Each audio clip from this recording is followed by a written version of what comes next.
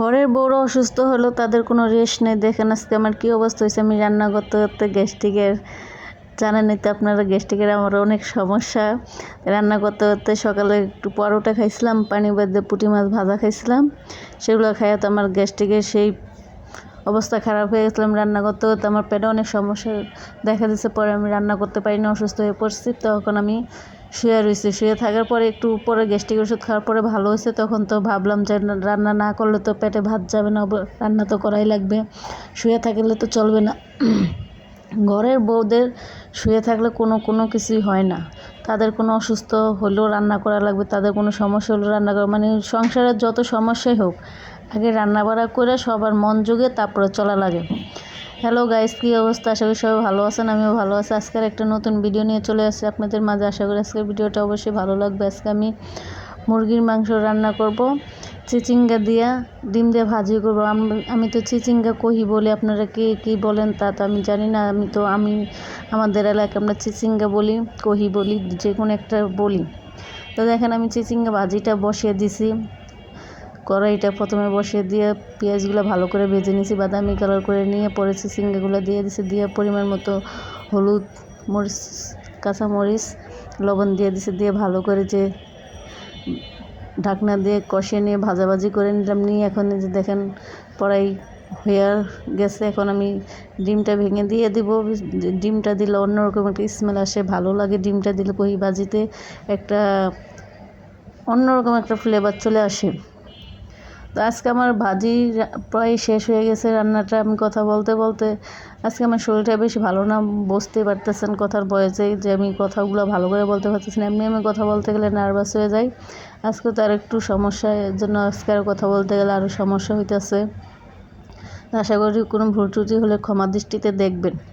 তো ফাইনালি আমার দেখেন ভাজিটা হয়ে গেছে। ভাজিটা অনেক সুন্দর হয়েছে কালার। আপনারা তো ভাবেন যে আপু আপনি তো রান্না করেন, আপনার তরকারির কালারই আসে না। যাকে নাকি দেখতে ভালো না লাগে তাকে নাকি খেতেও ভালো লাগে না। বিশ্বাস করেন আপনারা, আমার তরকারির কালার নাই, ঠিক আছে, আমি হলুদ দিয়ে কাঁচামরিচ দিয়ে রান্না করি, সেই জন্য আমার তরকারির কালারটা হলুদ থাকে, লাল হয় না। যারা শুকনো মরিচ দিয়ে রান্না করে তারাও যেভাবে রান্না করে, আমি কাঁচামরিচ দিয়ে রান্না করি আমি সেভাবেই। শুধু মানুষেরটা হয় কি গুঁড়া মরিচ দেয়, আমি কাঁচামরিচ দিই, এইটাই, তাছাড়া আর কিছুই না। সেজন্য মানুষ ভাবে যে তরকারি কালার আসে, তার নাকি তরকারি ভালো লাগে। আর আমার তরকারি মনে কালার আসে না, আপনারা মনে ভালো লাগে না, সেটা না। আমার তরকারিটা অবশ্যই অনেক ভালো হয়, কিন্তু গুঁড়া মরিচের মতো কালার আসে না। গুঁড়া মরিচ তো সবাই খেতে পারে না, যার যার সমস্যা তার কাছে। আমার সমস্যা আমি বুঝবো, আপনার সমস্যা আপনিও বুঝবেন, আমার সমস্যা তো আর কেউ বুঝবে না, তাই না? তো দেখেন আমি মুরগির মাংসটা কথা বলতে বলতে বসিয়ে দিয়েছি। মুরগির মাংসটা হালকা তেলে ভাইজা নিয়েছি, পেঁয়াজ মরিচের সাথে ভাইজা নিয়ে এখন আলুগুলো দিয়ে ভালো করে একটু ভেজে নিয়েছি। মুরগির মাংসের সাথে দুই একটা আলু না দিলে ভালো লাগে না, একটু পাতলা ঝোল করবে, সেজন্য আলুগুলো ভেজে নিয়েছি। তো পরিমাণ মতো আদা রসুন বাটা দিয়ে দিছি, হলুদ মরিচ সবগুলো দিয়ে দিছি। আপনারা বলতে পারেন যে আমি তো পরিমাণ মতো কোনো মরিচের গুঁড়া দিই না, প্যাকেটেতে ঢাইলা দিয়ে দিই।